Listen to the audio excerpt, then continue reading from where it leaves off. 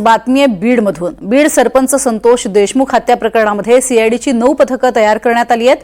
तर आता फरार आरोपींचा शोध ही 9 पथकं घेणार आहेत। त्या आरोपींचे तसेच वाल्मिक कराडची बँक खाती सुद्धा गोठवण्यात आली आहेत अशी सूत्रांची माहिती आहे। तर आतापर्यंत 100हून अधिक लोकांची चौकशी पूर्ण झाली आहे। पकडलेल्या आरोपींचे ठसे गाडीवरती मिळालेत अशी ही माहिती पोलीस तपासात उघडकीस आली आहे। दुसरीकडे आरोपींच्या स्कॉर्पिओमधून जप्त केलेले दोन्ही मोबाईल सीआयडीकडे हस्तांतरित करण्यात आले। दोन्ही मोबाईल सीआयडीकडून प्रयोगशाळेत पाठवण्यात आलेत। अद्याप मोबाईलमधील कुठलेही व्हिडिओ अथवा चॅट समोर आले नाहीत अशी ही माहिती आहे। तपासणीनंतर आता मोबाईलमधील व्हिडिओ समोर येणार, तर त्यासोबतच कोणत्या बड्या नेत्याचा फोन आला होता याचाही उलगडा होऊ शकेल।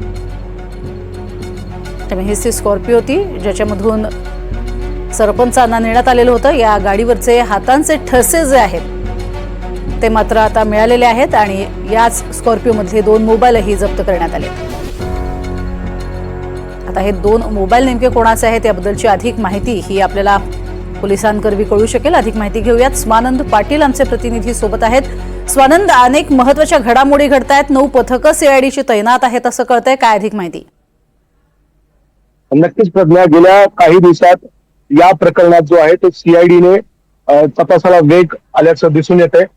एकंदरीतच जे फरार आरोपी आहेत, 4 आरोपी आहेत, त्यापैकी एक त्यातील 2 जण खंडणीचे, तर 3 जण हे खंडणी आणि ह्याचे आरोपी आहेत, हत्ये देखील आरोपी आहेत। आणि त्याचबरोबर काल जी सूत्रांकडून माहिती मिळाली आपल्याला ती अशी होती की या तपासासाठी सीआयडीने 9 पथकं तयार केली आणि या 9 पथकामध्ये 150 ते 200 पोलीस सीआयडी अधिकारी आणि कर्मचाऱ्यांचा समावेश आहे।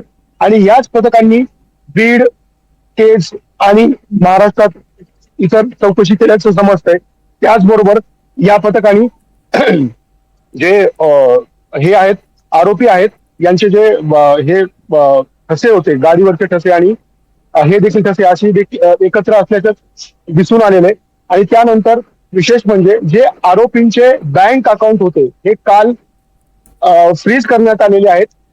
आणि बँक अकाउंट मध्ये विशेष म्हणजे हे जे आरोपी 4ही आरोपी फरार आहेत आणि 4 आरोपी फरार असताना त्यांना बँक खात्याचा कुठलाही वापर करण्यात येऊ नये याच अनुषंगाने ही कारवाई केली आहे। कारण देवेंद्र फडणवीस यांनी मोर्चाच्या दिवशीच सांगितलं होतं की फरार आरोपींची संपत्ती देखील जप्त करण्यात येईल, त्याचीच ही प्रक्रिया आहे। आणि संपत्तीचा जो विषय आहे तो आता सीआयडीने एक त्याबाबत कोर्टात अर्ज केलेला आहे आणि त्यानंतर संपत्तीची प्रक्रिया देखील होणार आहे। त्याचबरोबर हत्या झाल्याच्या दुसऱ्या दिवशी जी गाडी जप्त करण्यात आली होती स्कॉर्पिओ काळ्या कलरची, या काळ्या कलरच्या स्कॉर्पिओ मध्ये 2 मोबाईल होते आणि हे मोबाईल त्याच दिवशी पोलिसांनी जप्त केले होते आणि ते मोबाईल आता हस्तांतरित करून सीआयडीकडे देण्यात आले आहेत। आणि सीआयडीने ते मोबाईल जे आहेत ते प्रयोगशाळेमध्ये पुढच्या तपासणीसाठी पाठवले आहेत। एकवेळेच या तपासाला वेग आल्याचं दिसतंय।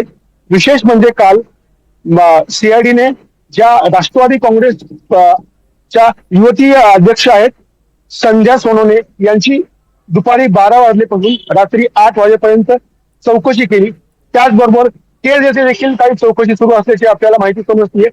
एकंदरीतच या प्रकरणाच्या तपासाला वेग आल्याचं दिसतंय आणि सीआयडी कुठेतरी आरोपींच्या जवळ पोहोचते की काय असंही दिसू लागलं।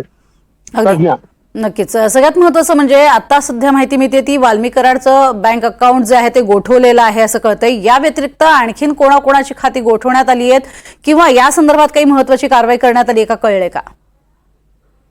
जे 4ही फरार आरोपी आहेत या 4ही फरार आरोपींचे खाते गोठवण्यात आलेले आहेत।